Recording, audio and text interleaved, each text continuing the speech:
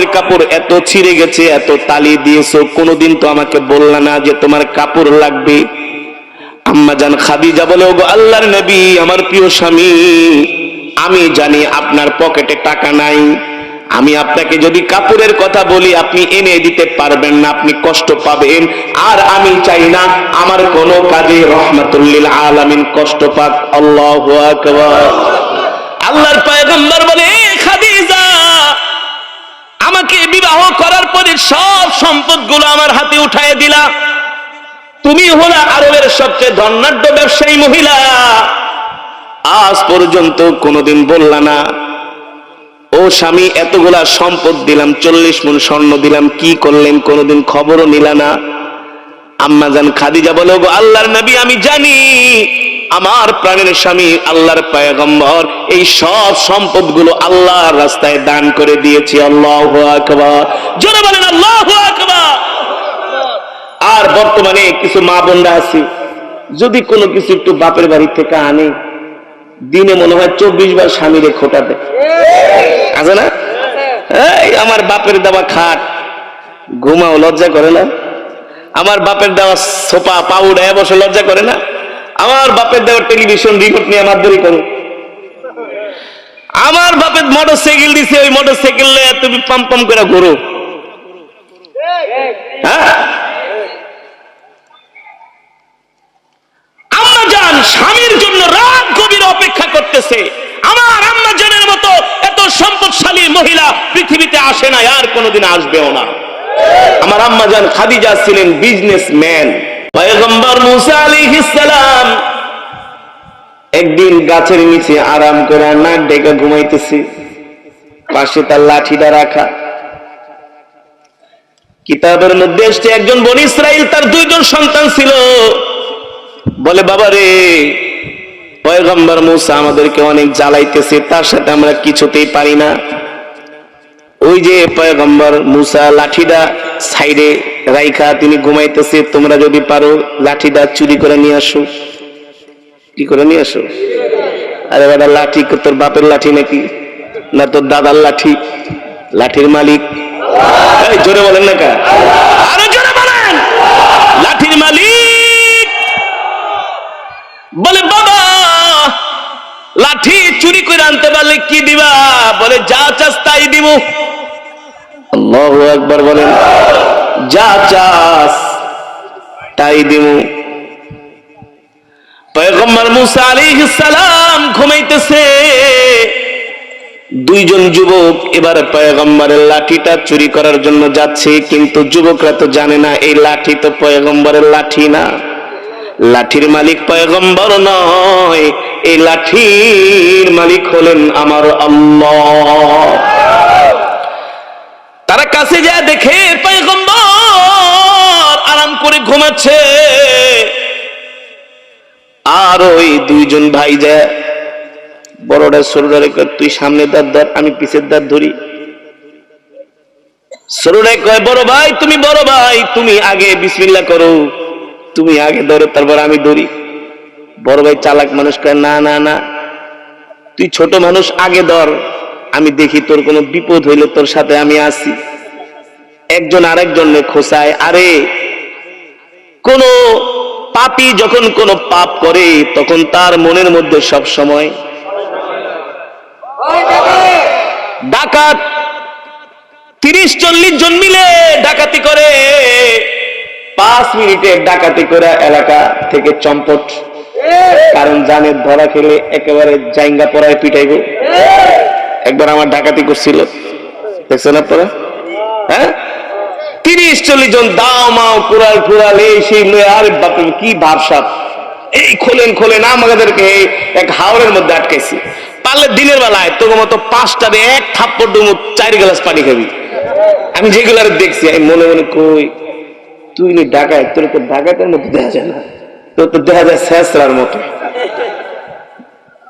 ডাকাতি করে 3 মিনিট পরে এলাকার মানুষ একে, হুজুর আল্লাহর কসম কিচ্ছু নাই। আমি বললাম, একটু আগে 40 জন ছিল, একজনও নাই। তার মানে মানুষ যখন কোনো গুনাহ করে, অন্যায় করে, পাপ করে, তখন তার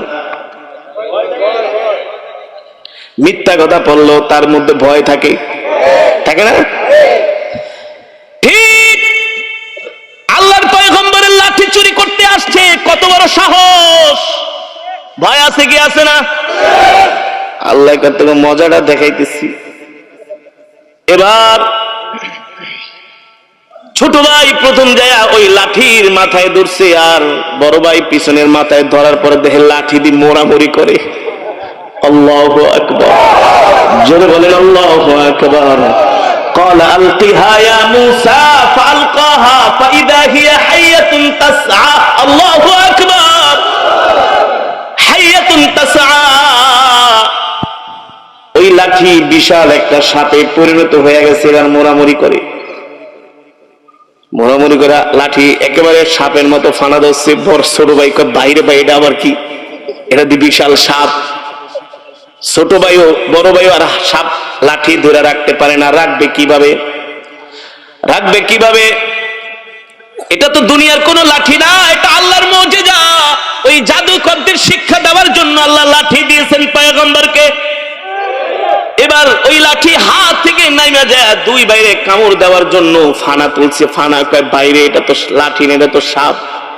এবার ওই সাপ পয়গম্বরের লাঠি দুই ভাইরে ধাওয়ায় দৌড়াতে একেবারে বাড়ি পর্যন্ত নিয়ে গেছি। নিয়ে যাওয়ার পরে বলে, বাবা রে কি কুবুদ্ধি দিলেন রে বাবা, এই তো পয়গম্বরের লাঠি চুরি করতে গেছে, আসলে তো লাঠি না, এটা তো একটা বিশাল সাপ। আল্লাহু আকবার। এই অবস্থা দেখা ওই দুই সন্তান ভয় পেয়ে একেবারে সাথে সাথে জ্বর চলে আসছে। দুই ভাইয়ের জ্বর চলে আসছে। এবার তার বাবা পয়গম্বরের দরবারে গেছে। মুসা আলাইহিস সালামকে যায় বলে, ওগো পয়গম্বর মুসা, আপনার সাথে আমরা বেয়াদবি করছি, কিন্তু আল্লাহর নবী তো কিছুই জানে না। সে ছিল কি? সব করছে কে? আমার আল্লাহ। কে করেছে? জোরে বলেন কে? সব করেছেন আমার আল্লাহ। আল্লাহু আকবার।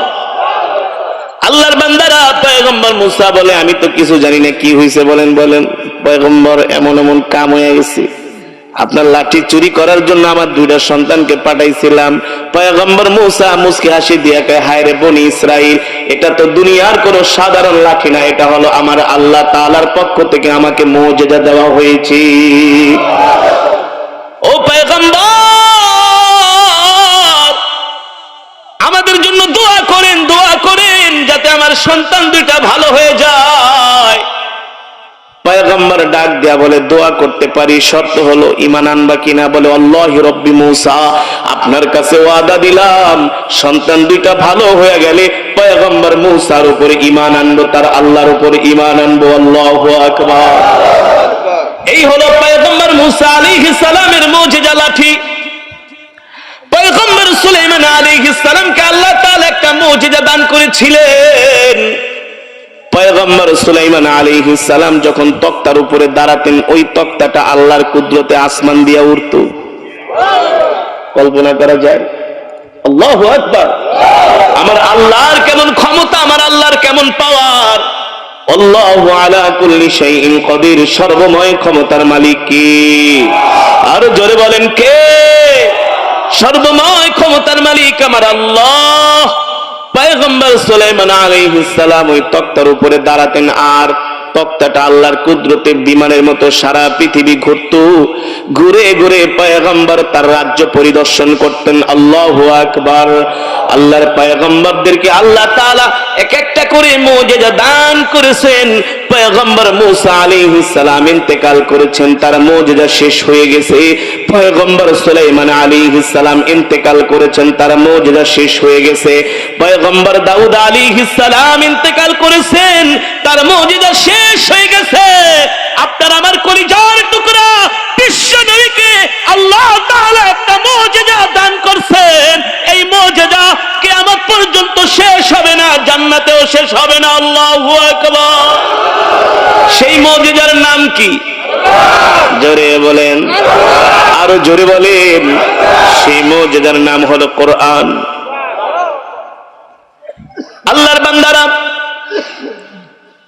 এই কোরআন আল্লাহ তাআলা নাজিল করেছেন আমার নবীর উপরে। সরকারে দো আলম নিজে বলছেন এই দুনিয়ার জমিনে আল্লাহর কিছু পরিবারভুক্ত বান্দা আছে। আল্লাহু আকবার। সাহাবায়ে কেরাম জিজ্ঞেস করলেন, ওগো আল্লাহর নবী, এই দুনিয়ার জমিনে কারা আল্লাহর পরিবারভুক্ত বান্দা?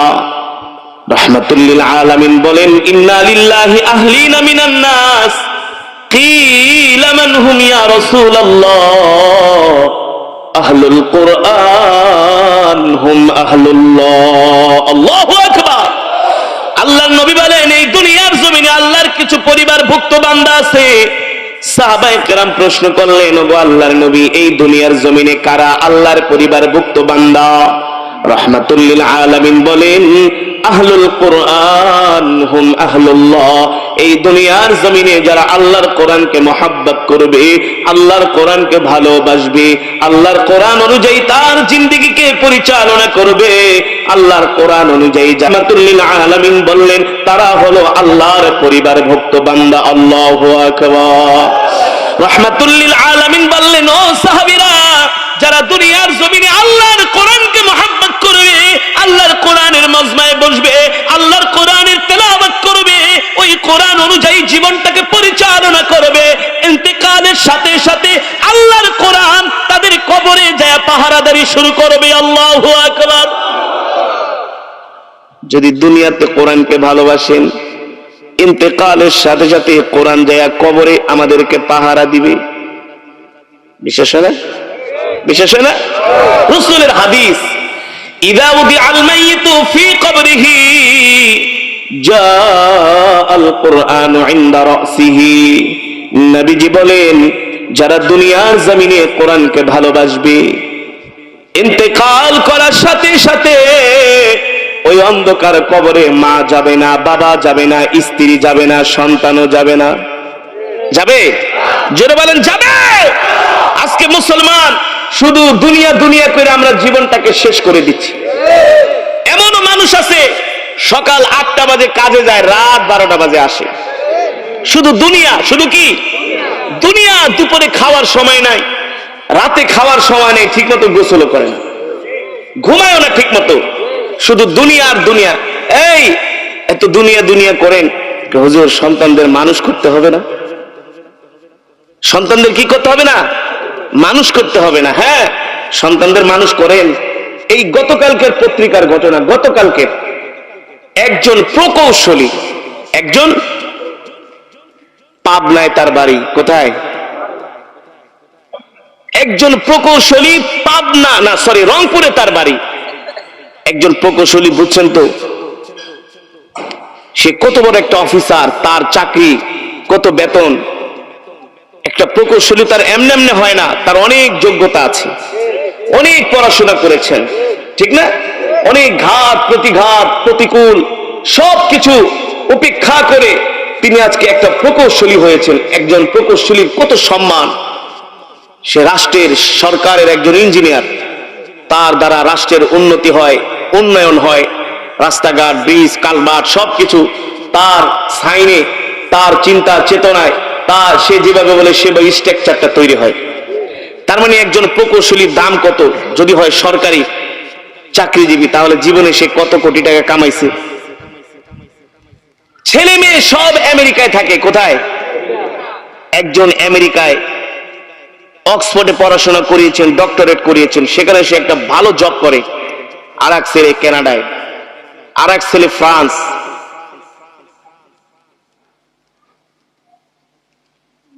এই প্রকৌশলীর স্ত্রী মারা গিয়েছেন, বাবা একা, বাবা একা।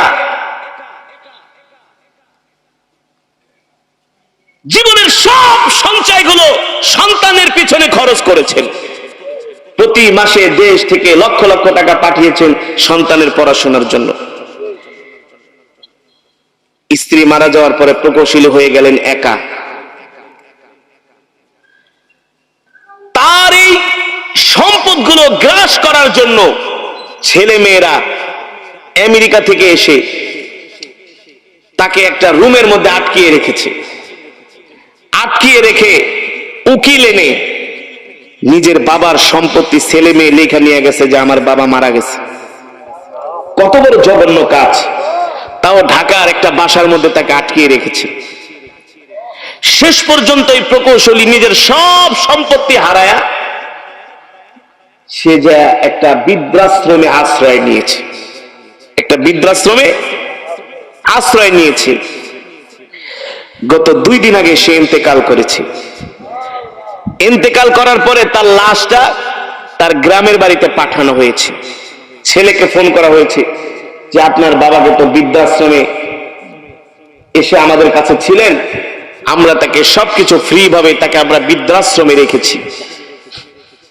এখন তো আপনার বাবা মারা গিয়েছেন, আপনার বাবার লাশটা আমরা গ্রামে পাঠিয়ে দিছি। গ্রামের মানুষজন ফোন করছে, আপনারা কি আসবেন আমেরিকা অস্ট্রেলিয়া থেকে আপনার বাবার জানাজা দিতে? সন্তানরা উত্তর দিছে যে আমাদের আসার সময় নেই, বাবার জানাজা তোমরা দিয়া কবর দিয়া দাও। এই হলো দুনিয়া, এই হলো, জোরে বলেন, এই হলো দুনিয়া। আপনি দুনিয়ার পিছনে ঘুরে নিজের জীবনটাকে শেষ করে দিয়েছেন। যে ঘটনা বললাম এমন ঘটনা কি সমাজে নাই? নাই। আমার চোখের সামনে প্রমাণ। আমাদের এই কোনাপাড়া বাসের কোলে একজন লোক, মাস্টার মানুষ, সারা জীবন স্কুলে চাকরি করছে, কলেজে চাকরি করছে, সরকারি চাকরি করে 2টা বাড়ি করছে। শেষ বসে এসে সন্তানরা তার টাকা খরচ আদি দেয় না, মারও খবর রাখে না, বাবারও খবর রাখে না। বেচারা অসুস্থ মানুষ, ওষুধ কিনে খেতে পারে না। আমার সাথে একদিন রাস্তায় দেখা, আমাকে বলে, আচ্ছা সাহেব আমার এই বাড়িটা বিক্রি করুন, আপনি কি আমার বাড়িটা কিনবেন? আর নাহলে আমাকে একটা পরিচিত লোক থাকলে একটা ভালো একটা লোক এনে দেন, আমি আমার বাড়িটা বিক্রি করব। তো তার ছেলেকে জিজ্ঞেস করলাম, কি ব্যাপার, আপনার বাপে তো বাড়ি বিক্রি করতে চায়? মিয়া আমার বাপ যে আরো 2 বছর আগে পাগল হয়ে গেছে, এটা কি জানেন? নাউজুবিল্লাহ বলেন। আমি যে তাই বললাম, কি ব্যাপার আপনার ছেলেকে, আপনি বলে 2 বছর আগে পাগল হয়ে গেছেন? হুজুর কি বলবো দুঃখের কথা, ওরা আমাকে একটা পয়সাও দেয় না আমার চিকিৎসার জন্য, খরচের জন্য। আমি এখন বাধ্য হয়ে আমার নিজের সম্পদ আমি বিক্রি করতে চাই, ওরা মানুষকে বলে আমি নাকি পাগল হয়ে গেছি, ভাঙ্গারি দিয়ে আমাকে জায়গা বিক্রি করতে দেয় না। বানায় বলছি, বাস্তব নাকি অবাস্তব? জোরে বলেন, জোরে বলেন। শিক্ষা নেওয়ার দরকার আছে কি আছে না? শিক্ষা নেওয়ার দরকার আছে কি আছে না? আল্লাহর বান্দারা, চোখ 2টা বন্ধ হয়ে যাবে, কেউ আপনারা আপন না, সবাই পর, ঠিক কিনা বলেন? আপনি আমি ইন্তেকাল করার সাথে সাথে আমাদেরকে ঘর থেকে বের করানো হবে, গরম পানি দিয়া গোসল করানো হবে, জানাজার জন্য খাটের মধ্যে উঠায়া মাঠে নিয়ে যাওয়া হবে, জানাজার নামাজ পড়িয়ে দাফন করার জন্য কবরে নেওয়া হবে। ওই কবরে আপনাকে আমাকে শোয়ানোর পরে আপনি আমি তখন বলবো, এ দুনিয়ার মানুষ, এ আমার সন্তান, স্ত্রী, তোমরা কোথায় গেলা? আমাকে একা একা এইভাবে কবরে রেখে যাচ্ছ, তোমরা আমাকে এইভাবে একা একা পর করে চলে যাচ্ছ, তোমরা কি আমার সাথে এমন আচরণ করবে? আমার তো জানার ছিল না। তোমরা কেন এমন পাষণ্ডের মতো আচরণ করো? আমাকে একা একা কবরের মধ্যে শোয়া তোমরা চলে যাচ্ছ, এইভাবে করে বিলাপ করবে, কান্নাকাটি করবে, কোনো লাভ হবে না। ওই কবরে স্ত্রীও যাবে না, সন্তানও যাবে না, পরিবার পরিজন কেউ যাবে না। অন্ধকার কবরের মধ্যে যখন শোয়ানো হবে, কবরটা অন্ধকারাচ্ছন্ন হয়ে থাকবে। আল্লাহর নবীর হাদিস, ইযা উদিআল মাইয়িতু ফি কবরিহি জাআল কুরআনু ইনদা রাসিহি। যারা দুনিয়ার জমিনে আল্লাহর কোরআনের সাথে সম্পর্ক রেখেছে, আল্লাহু আকবার, ওই কবর যায়া তার মাথার সামনে দাঁড়ায় থাকবে, ওই কবর তার কবরটাকে আলোকিত করবে। ইযা উদিআল মাইয়িতু ফি কবরিহি জাআল কুরআনু ইনদা রাসিহি। কবরের মধ্যে আল্লাহর কোরআন কবরটাকে আলোকিত করে রাখবে। একটু পরে সওয়াল জবাব করার জন্য ফেরেশতারা আসবে তার কবরে। আরে কবর এমন এক ঘর, প্রত্যেক দিন কবর আমাদেরকে ডাক দিয়া বলে, ইয়া আব্দাল্লাহ, এ আল্লাহর বান্দা, আল কবরু ওয়াহিদা, আমি কবর হলাম একাকিত্বের ঘর। কবর ডাক দিয়া বলে, ইয়া আব্দাল্লাহ, এ আল্লাহর বান্দারা, আল কবরু তুরাব, আমি হলাম মাটির ঘর। কবর আমাদেরকে ডাক দিয়া বলে, ইয়া আব্দাল্লাহ, হে আল্লাহর বান্দারা, আল কবরু গুরফা, আমি কবর হলাম অন্ধকার ঘর। সাবধান সাবধান, এই কবরে আলো ছাড়া এসো না। আমি কবর মাটির ঘর, বিছানা ছাড়া এসো না। ঠিক কিনা বলেন? কবরের সামান নিয়ে আইসো না, নিয়ে আইসো না। আরে কবর এমন এক ঘর। আজকে তো আমরা মুসলমানরা মরণের চিন্তা করি না, মরার চিন্তা করি না, শুধু বাঁচার চিন্তা করি। ঠিক কিনা বলেন? অথচ আমাদের উচিত ছিল আগে মরার চিন্তা করা। কারণ মরবো এটা নিশ্চিত, বাঁচবো এটা নিশ্চিত, এর কোনো গ্যারান্টি। কুল্লু নাফসিন যায়িকাতুল মাউত ওয়া ইন্নামা তুওয়াফাউনা উজুরাকুম ইয়াওমাল কিয়ামাহ ফামান যুহজিহা আনিন নারি ওয়া উদখিলাল জান্নাতা ফাকাদ ফাজ ওয়া মাল হায়াতুদ দুনিয়া ইল্লা মাতাউল গুরুর। আল্লাহু আকবার। আল্লাহ বলেন, ও নবী, দুনিয়ার মানুষদেরকে বলে দেন, প্রত্যেকটা মানুষকে মৃত্যুর স্বাদ গ্রহণ করতে হবে। কেউ বাঁচতে পারে নাই, আমরাও বাঁচতে পারবো। রাত্রেবেলা হিসাব করে দেখেন, 30 বছর আগে যারা ছিল এখন তারা নাই। আছে? দাদা, নানা, তার বাবা, চাচা, একদল আসে আর এক দল চলে যায়। মৃত্যু তোমাদের সাথে মুলাকাত করবেই করবে। যে মানুষকে জিজ্ঞান না কেন, কেউ কিন্তু মরতে চায় না। খালি বলবো, হুজুর দোয়া করেন যাতে আরো বেশি দিন বাঁচতে পারি। অথচ তুমি মৃত্যুকে, আমি মৃত্যুকে যতই না চাই না কেন, মৃত্যু যতই কামনা করি না কেন, মৃত্যু কিন্তু কোনোদিন আমাদেরকে ছাড়বে। আর মৃত্যুর পরে একজন মুসলমান মুমিনের জন্য সর্বপ্রথম কঠিন ঘাঁটি হলো কবর। আমিরুল মুমিনিন খলিফাতুল মুসলিমিন হযরত ওমর ফারুক রাদিয়াল্লাহু তাআলা আনহু কবর দেখলে এমন করে কান্না করতেন, রোনাজারি করতেন আর বলতেন, এ কবর, কবর রে, তুই হচ্ছিস একজন মুসলমান মুমিনের জন্য প্রথম ঘাঁটি। কবর তোর থেকে যদি কেউ বাইচা যায় তাহলে তার জন্য জান্নাত সহজ হয়ে যাবে। ঠিক কিনা বলেন? এ কারণে তো আম্মা জান খাদিজাতুল কুবরা রাদিয়াল্লাহু তাআলা আনহা, আমার আল্লাহর পয়গম্বরের স্ত্রী, আমাদের আম্মা জান, জান্নাতি, জান্নাতি রমণী, জান্নাতের মেহমান আম্মা জান খাদিজাতুল কুবরা রাদিয়াল্লাহু তাআলা, যিনি জান্নাতুল মুআল্লায় শুয়ে আছেন। এই আম্মা জান কবরকে এত ভয় পাইতেন, কবরকে এত ভয় পাইতেন। আম্মা জান রাত্রবেলা ঘরের দরজার সাথে টেক লাগায়া দাঁড়িয়ে আছে, রাত গভীর, আল্লাহর নবী এখনো ঘরে যায় নাই। স্বামীর চিন্তায় স্ত্রী আম্মা জান ঘুমাইতে পারে না। আল্লাহর নবী দ্বীনের দাওয়াত দেওয়ার জন্য গিয়েছেন। কাফেরেরা আমার নবীর বিরুদ্ধে অত্যাচার, নির্যাতন, শত্রুতামি করে। আম্মা জান এই টেনশনে ঘুমাইতে পারে না। রাত্রবেলা স্বামীর জন্য অপেক্ষা করতেছেন, রাত গভীর। নবীজি শুধু একবার যায় দরজায় নক করছে, সাথে সাথে আম্মা জান ঘরের দরজা খুলে দিয়েছে। আল্লাহু আকবার, জোরে বলেন আল্লাহু আকবার। আম্মা জান আল্লাহর নবীর জন্য খাবার রেডি করলেন।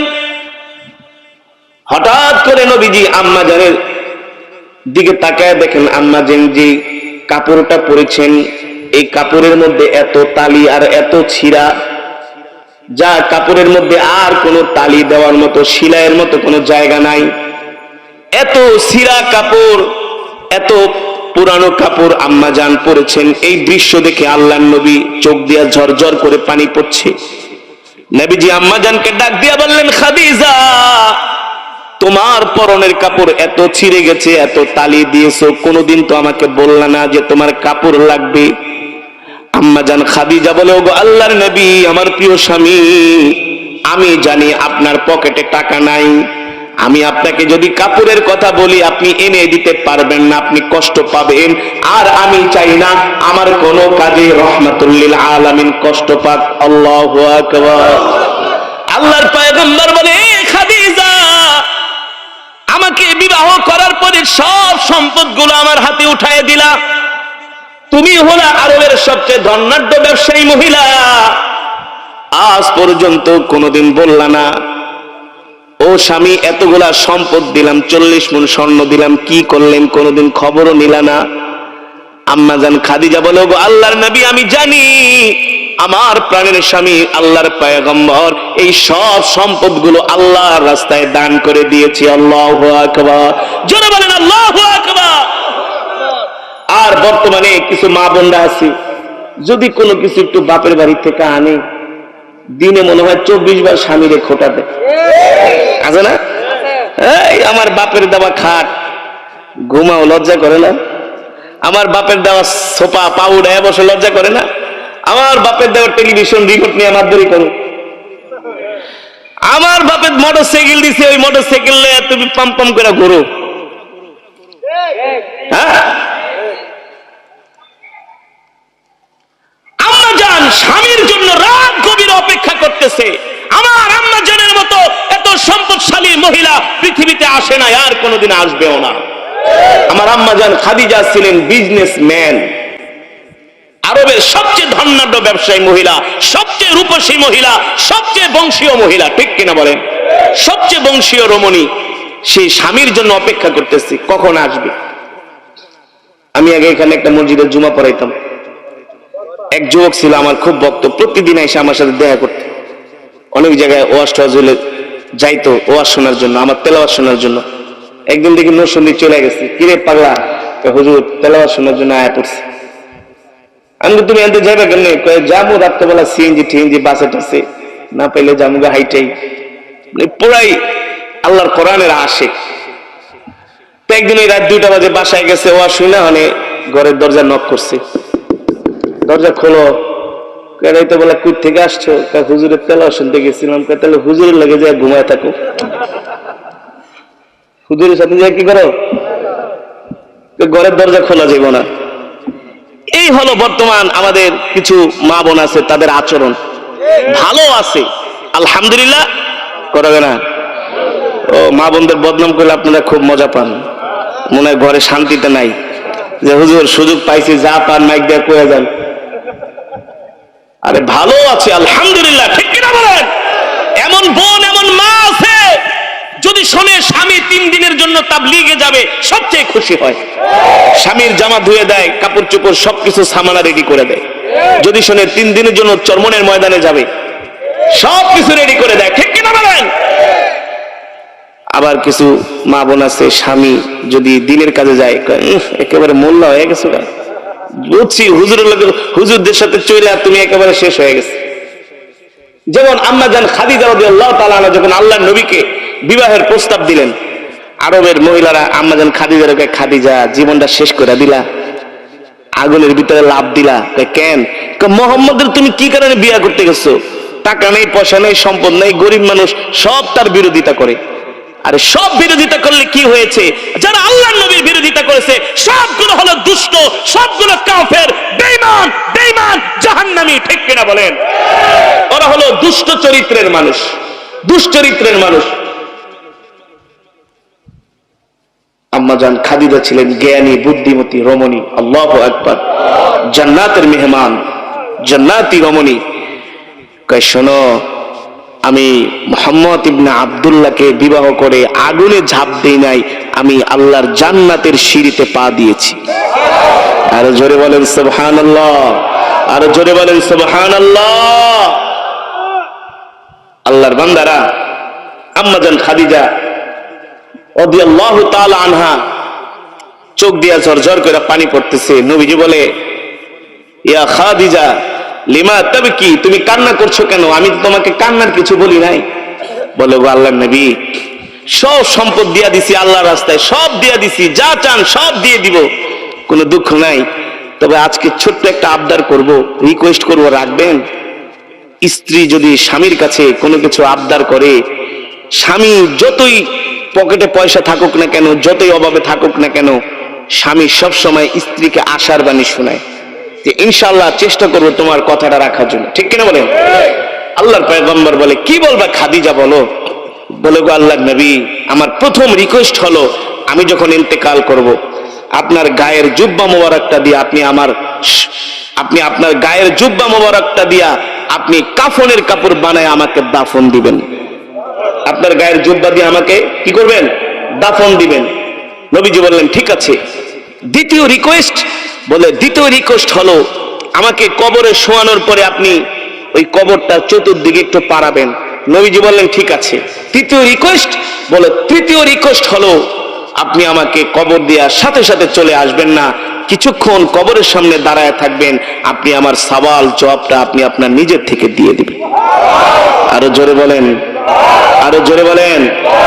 আম্মা জান খাদিজা ছিলেন জান্নাতি, ঠিক কিনা বলেন? জান্নাতি হয়ে সে কবরকে এত ভয় পাইতেন।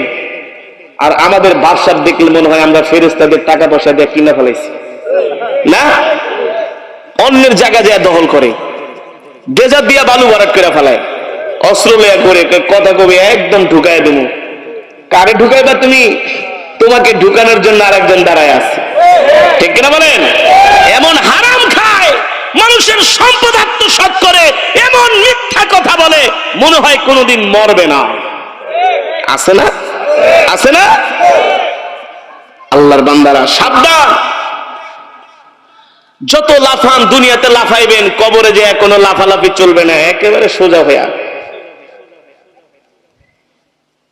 আল্লাহর পয়গম্বর বললেন, খাদিজা আমার জুব্বা মোবারক দিয়া কাফনের কাপড় বানায় তোমাকে দাফন দিলে কি হবে?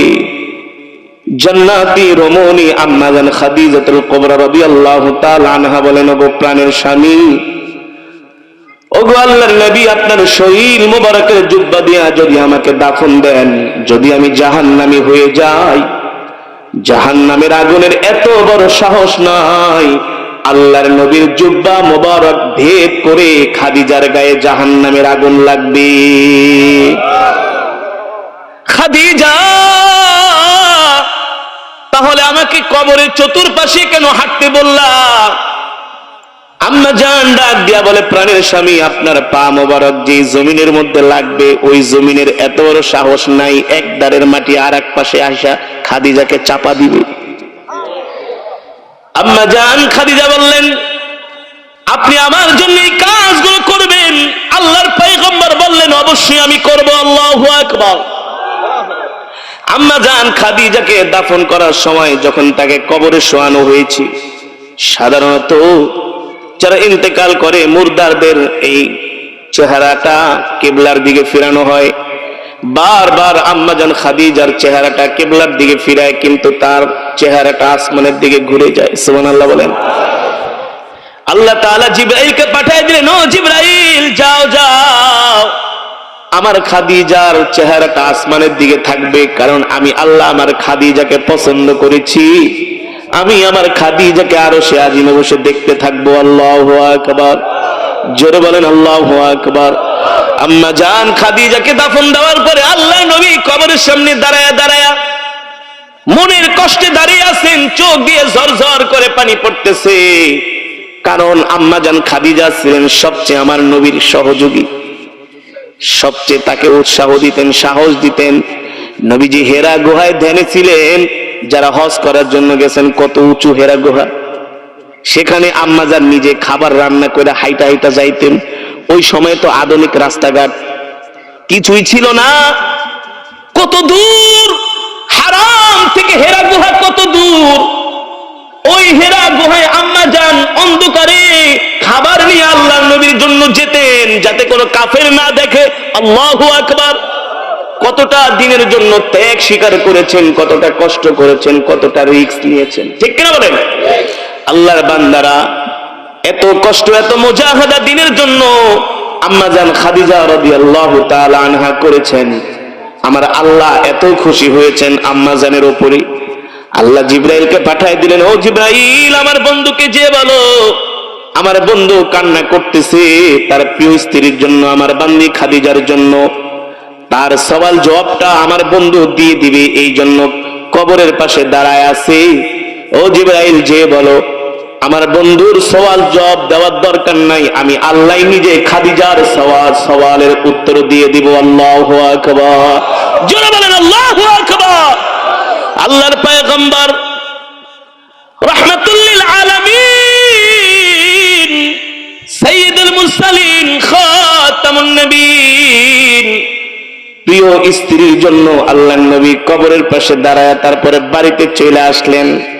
ও মুসলমান, তারপর থেকে যখনই আম্মা জানের কথা মনে হইতো আমার নবী ঢুকরে ঢুকরে কান্না করতেন। আমার নবী ঢুকরে ঢুকরে আম্মা জান খাদিজার জন্য কান্না করতেন। কবর এমন এক ঘর, যদি আপনি আমি আল্লাহর কোরআনের সাথে সম্পর্ক রাখি, ইন্তেকালের সাথে সাথে কবর যায় আমাদের অন্ধকার কবরটাকে আলোকিত করে দিবে। আল্লাহু আকবার। যখন ফেরেশতারা আসবে সওয়াল জবাব করার জন্য, প্রশ্ন করার জন্য, আল্লাহর কোরআন বলবে যাও যাও যাও, এই কবর থেকে তোমরা চলে যাও। বলবে আমরা যাব কেন, আমরা তো আল্লাহর একদল বিশেষ বাহিনী ফেরেশতা। আল্লাহর কোরআন বলবে আমি জানি তোমরা আল্লাহর বিশেষ বাহিনী ফেরেশতা, কিন্তু আমার বন্ধুকে ঘুমাইতে দাও, আমার প্রিয় মানুষটাকে ঘুমাইতে দাও। আল্লাহর কোরআনের সাথে ফেরেশতাদের সাথে ঝগড়া লেগে যাবে। আল্লাহর কোরআন বলবে তোমরা কি দেখো না তার কবরটা আমি কোরআন আলোকিত করে আছি। আল্লাহু আকবার। এক পর্যায়ে কোরআনের সাথে যখন ঝগড়া লেগে যাবে, আল্লাহর কোরআন বলবে তোমরা এই কবর থেকে বেরিয়ে যাও, তাকে এখন প্রশ্ন করতে দেওয়া যাবে না। এক পর্যায়ে ফেরেশতারা প্রশ্ন করবে ঠিক আছে আমরা কবর থেকে চলে যাব, কিন্তু আপনি কি আপনার পরিচয়টা দেন। এবার আল্লাহর কোরআন বলবে তোমরা হলো আল্লাহর একদল বিশেষ বাহিনী ফেরেশতা, আর আমি নিজে হলাম আল্লাহর জবানের কালাম, আমি হলাম আল্লাহর জবানের। সে কথাই নবীজি বলেছেন ইন্না লিল্লাহি আহলিনা মিনান নাস কিলা মান হুম ইয়া রাসূলুল্লাহ আহলুল কুরআন হুম আহলুল্লাহ। নবীজি বলেন এই জমিনের মধ্যে আল্লাহর কিছু পরিবারভুক্ত বান্দা আছে। সাহাবায়ে কেরাম জিজ্ঞেস করলেন কিলা মান হুম ইয়া রাসূলুল্লাহ, কাদের এত কপাল ভালো, কারা এত সৌভাগ্যবান যারা কিনা আল্লাহর পরিবারভুক্ত বান্দা। নবীজি বলেন তারা হলেন আহলুল কুরআন হুম আহলুল্লাহ। আল্লাহু আকবার। যারা দুনিয়ার জমিনে কোরআনকে মহব্বত করবে, কোরআনকে ভালোবাসবে, কোরআনের তেলাওয়াত শুনতে আসবে, কোরআনের বয়ান শুনতে আসবে। ঠিক কিনা বলে? আপনারা আজকের মাহফিলে আসছেন কোরআনের মহব্বতে, দুনিয়ার কোন মানুষের মহব্বতে না, দুনিয়ার কোন মানুষের জন্য না, আল্লাহর কোরআনের জন্য আসছেন। যদি আপনাদের নিয়ত থাকে খালেস, একমাত্র আল্লাহর সন্তুষ্টির জন্য, কোরআনের মহব্বতে, ইনশাআল্লাহ এই কোরআন আমাদেরকে পাহারা দিয়ে দিয়ে জান্নাতে নিয়ে যাবে ইনশাআল্লাহ। কবুল করুন বলে আমিন। আর আজকের মাহফিলই হলো কোরআনের ঘরের মাহফিল। ঠিক কিনা বলেন? নবীজি বলেন বাইতুল্লাহ হলো আল্লাহর ঘর, আর মাদ্রাসা হলো আমার ঘর। মাদ্রাসা কার ঘর? নবীর ঘর। আজকে এই মাদ্রাসার উদ্যোগে মাহফিল, আপনারা আজকে এসে খুশি নাকি বেজার? খুশি তো আলহামদুলিল্লাহ। যদি খুশি থেকে থাকেন অল্প সময়ে আমি আপনাদেরকে একটা রিকোয়েস্ট করব, এই মাদ্রাসার উন্নতির জন্য, মাদ্রাসা পরিচালনার জন্য ভাই একজন উঠে করবে না, প্লিজ একটু বসেন। খুশি নাকি বেজার? সত্যি খুশি? আরো জোরে বলেন আলহামদুলিল্লাহ। তাহলে যেহেতু আমরা এখানে এক খতম করে কোরআন শরীফের সওয়াব পেয়েছি, আমি চাই মাজমার শেষে আমরা সকলেই মোনাজাত দিয়ে বাড়িতে যাব। কোরআনের মহব্বতে, আল্লাহ আল্লাহ রসুলের মহব্বতে আমরা মোনাজাতের আগে কেউ মজমা থেকে উঠবো না। এতটুকুন ইমানি শক্তি আপনাদের কি আছে নাকি নাই? না শুধু মুখে মুখেই? হ্যাঁ, আজকাল শুধু আশেকে রাসূল মুখে মুখে, কিন্তু কাজের সময় নাই। ঠিক কিনা বলেন? আপনারা শুধু মুখে মুখে জজবা দেখেন নাকি ইমান আসলেই শক্তিশালী? কথা বলে না? তাহলে মজমা শেষ করে মোনাজাত দিয়ে কে কে বাড়িতে যাবেন একটু হাতটা উঠে আল্লাহকে দেখান। নারায়ে তাকবীর। হাত সোজা করেন, ইমানদারের মতো সোজা করেন মিয়া, মুনাফিকি আর কত করবেন? সোজা করেন, বলেন আল্লাহ, জোরে বলেন আল্লাহ। শেষ মোনাজাত দিয়ে, আমার কথা বুঝেন না? আমি কি ইংরেজিতে কইতাছি? জোরে বলেন, বলেন শেষ মোনাজাত দিয়ে যাওয়ার তৌফিক দাও, আমিন। হাত নামান। রাগ করতেছেন? এটা কোরআন হাদিসের মজমা, জান্নাতের বাগান। এখানে যতক্ষণ বসবেন আল্লাহর রহমতের ফেরেশতারা আমাদের জন্য মাগফিরাতের দোয়া করতে থাকবে। আমাদের জাতির পিতার নাম কি? ইব্রাহিম আলাইহিস সালাম, ঠিক কিনা বলেন? এখানে যারা আছেন সবাই নেক বান্দা। কি বান্দা? এখানে অনেক হাজী সাহেবানরা আছেন, এখানে অনেক তলেবে ইলমরা আছেন, হাফেজে কোরআনরা আছেন, বেগুনা মাসুম বাচ্চারা আছেন। এখানে এমনও মানুষ আছেন যারা এই পর্যন্ত 30 বার আল্লাহর ঘর দেখছে। কয়বার? কয়বার? কয়বার?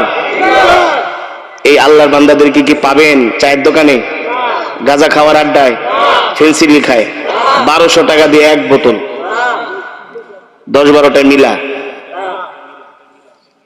এখানে আল্লাহর এমন বান্দার আছে, নেক বান্দাদেরকে চায়ের দোকানে পাবেন না, সিনেমা হলে পাবেন না, সিনেমা দেখার জন্য পাবেন না, ক্রিকেট খেলায় পাবেন না, ফুটবল খেলায় পাবেন না, ঠিক কিনা বলেন? তারা সব সময় আল্লাহর ঘর, বাইতুল্লাহ, মসজিদ, ওয়াজ মাহফিল, আল্লাহ ওয়ালাদের দরবারে থাকে। তারা হলো নেক বান্দা, ঠিক কিনা বলেন? তারা হলো কি? এই নেক বান্দাদের থাকার জন্য, সালেহিনদের সাথে থাকার জন্য আমাদের জাতির পিতা আল্লাহ তাআলার কাছে দোয়া করেছিলেন, রব্বি হাবলি হুকমা ওয়া আলহিকনি বিসসালিহিন। হে আমার রব, আপনি আমাকে সব সময় নেক বান্দাদের সাথে রাখেন। পয়গম্বর ইউসুফ আলাইহিস সালাম আল্লাহ তাআলার কাছে দোয়া করেছিলেন, ওয়া আলহিকনি বিসসালিহিন, আল্লাহ আপনি আমাদের নেক বান্দাদের অন্তর্ভুক্ত করেন। সুবহানাল্লাহ বলেন। তাহলে এই মজমায় আসছেন, এক খতম কোরআন শরীফের সওয়াব পেয়েছেন।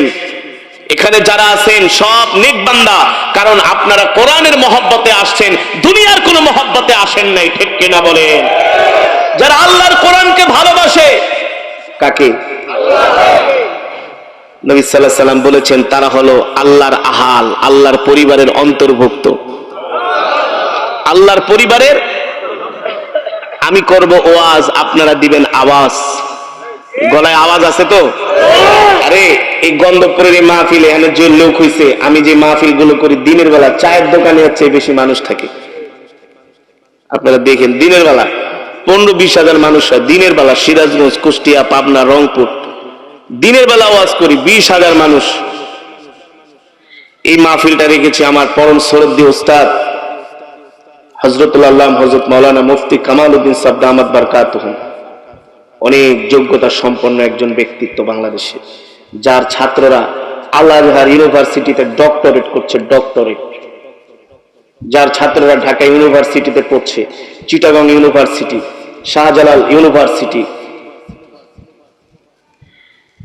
এমন একজন যোগ্যতা সম্পন্ন ব্যক্তিত্ব তিনি। হুজুর আমাকে অনেক রিকোয়েস্ট করেছেন যে একটা প্রোগ্রাম দাও, তুমি একটা প্রোগ্রাম আমার মাদ্রাসায় দাও। আপনারা খুশি নাকি বেজা? কম খুশি নাকি বেশি খুশি? বোঝা যাবে শেষ পর্যন্ত থাকলে। আজকে গন্ধপুরের মানুষের ইমানের শক্তি দেখা যাবে। আরে আরে তারা যদি জুয়ার আড্ডায়, গাজার আড্ডায়, চায়ের দোকানে সারা রাত পার করে দিতে পারে, আমরা ইমানদাররা কি কোরআনের মজমায় শেষ পর্যন্ত থাকতে পারবো না? জোরে বলেন, পারবো না? আল্লাহু আকবার। আল্লাহ কবুল করুন বলি আমিন। আল্লাহর বান্দারা সব রেকর্ড হচ্ছে, কিরামান কাতিবিনা ইয়ালামুনা। সব জায়গায় আপনি এখানে বসেন, বসেন। আল্লাহর ঘর দেখে আসছে 1 সপ্তাহ আগে, আল্লাহর ঘর দেখে আসছে 30 বারের উপর আলহামদুলিল্লাহ আল্লাহর ঘর দেখছি। বসেন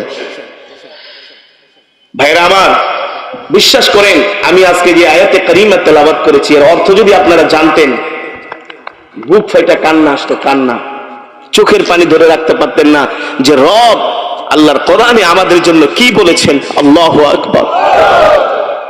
সেই কোরআনই আমি আপনাদের সামনে তেলাওয়াত করেছি।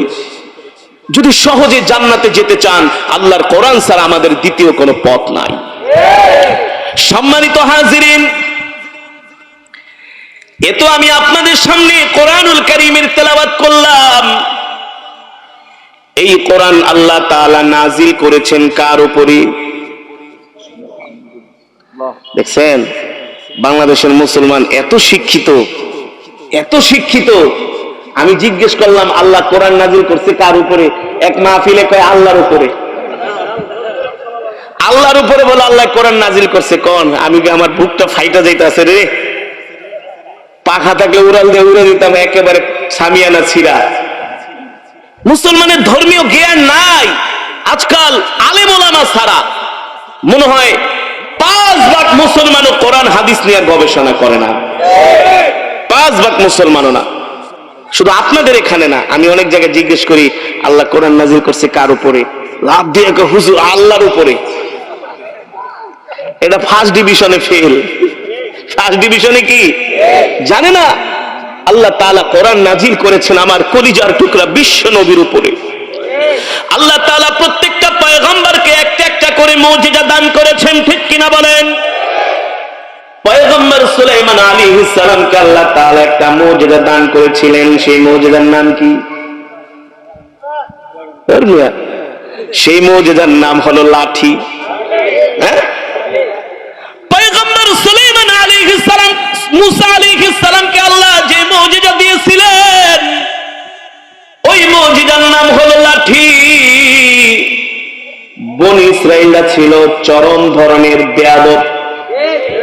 বনি ইসরাইল জাতিরা কেমন বেয়াদব, কেমন বেয়াদব!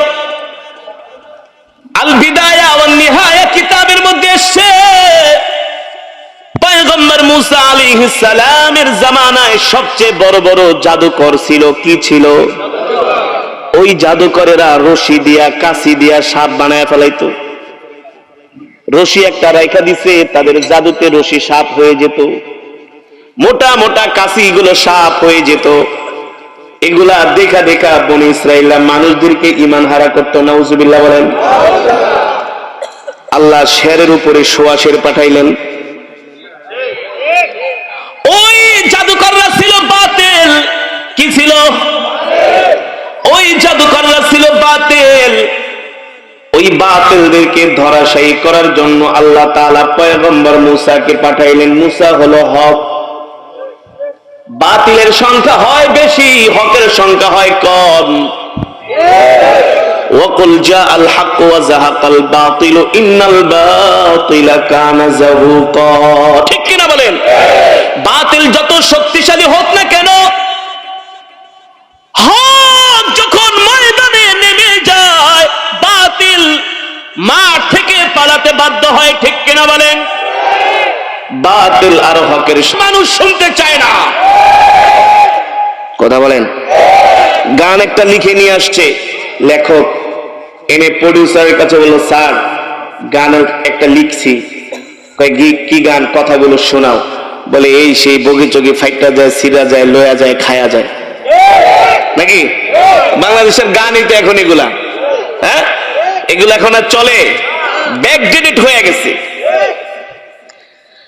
গানের ভাষা শুনে বলে তুমি 6 মিনিটের লম্বা গান লিখছো মিয়া, এগুলা কি মানুষ শুনবে নাকি? মানুষের সেই সময় আছে নাকি? আছে? এমনি তেলের দাম, চাউলের দাম, কারেন্ট নাই, মানুষ ব্যস্ত কাজ কাম নিয়ে। 6 মিনিটের গান শোনার টাইম আছে নাকি? তো স্যার কি করতে হবে? বলে পারলে 3-4 মিনিটের ভিতরে সুর টুর দিয়া, ঢোল তবলা যা আছে দিয়া তারপরে নিয়ে আসো, দেখি তোমার গান কেমন হয়। ঠিক না? বলে 4 মিনিটে হিট করতে হবে। কয় মিনিটে? নাহলে তোমার গান মার্কেটে চলবে না, তুমি মার্কেট আউট হয়ে যাবা।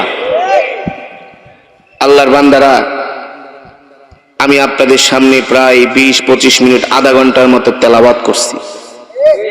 কয় ঘন্টা? আধা ঘন্টা তেলাওয়াত করেছি। এই কোরআন আল্লাহর এমন এক জবানের কালাম, কালামুল মুলুকি মুলুকুল কালাম, বাদশার কথা, সে তো কথার বাদশা। ঠিক কিনা বলেন? কোরআনের সুর পৃথিবীর শ্রেষ্ঠ সুর, এর উপরে আর হৃদয়গ্রাহী, হৃদয় স্পর্শী সুর হতে পারে? পারে? পারে না। আমি আধা ঘন্টা তেলাওয়াত করেছি। শুধু আধা ঘন্টা না, আমি যদি 1 ঘন্টা, 2 ঘন্টা, 3 ঘন্টাও তেলাওয়াত করি, যাদের ঈমান মজবুত, যারা ঈমানওয়ালা মুসলমান, বলবে হুজুর শুধু পড়তেই থাকে। কোরআন আল্লাহর এমন এক জবানের কালাম, যতই শুনে ততই মজা বাড়ে। কিতাব, কবিতা, গান, উপন্যাস, বক্তব্য মানুষের যত শুনবেন বিরক্ত আসবে। কি আসবে? দূর নেতায় মাইক পায় আর মাইকই ছাড়ে না। বক্তব্য দিতে দিতে মাঠের পুরাটাই খালি, 2-4 জন বসে থাকে। গান একটা গাইতেছে, লম্বা হইলে শোনে না। ফর এক্সাম্পল, আমি উদাহরণ দিচ্ছি, কবিতা একটা আবৃত্তি করছে, এত লম্বা কবিতা ভাল লাগে নাকি? গান, কবিতা, বক্তব্য, যতই পৃথিবীর মানব রচিত যত কিছু আছে না কেন, যত শুনবেন বিরক্ত আসে। আর আল্লাহর কোরআন যত শুনবেন শুধু মজাই বাড়ে। কি বাড়ে? কি বাড়ে? রমজান মাসে যখন আমরা খতমে তারাবি শুরু করি, প্রথম 6 দিনে 10 পারা, মুসল্লিরা আয়েশাকে, হুজুর একটু পাটা ব্যথা ট্যাথা করে, 1.5 পারা করে। তো পরে 1 দিন 2 দিন 3 দিন 4 দিন 5 দিন 6 দিন যখন শেষ হয়ে যায়, 1.5 পারা করে শেষ, 1 পারা করে পড়ি। 20 পারা যখন হয়, হুজুর আর কয় পারা আছে? আছে আর 10 পারা। ও 10 পারা, হুজুর একটু তাড়াতাড়ি পড়া যায় না? আছে না কিছু মানুষ? আবার কিছু আল্লাহর বান্দারা আছে, যখন খাতমে তারাবি শেষ হতে শুরু করে, পারাগুলো শেষ হতে শুরু করে, যতই পড়া হয় ততই আল্লাহ তাআলা মজা বাড়িয়ে দেয়। কারণ এই কোরআন মানব রচিত কোরআন নয়, এই কোরআন হলো নবীর সামনে এসে হাজির। আল্লাহু আকবার।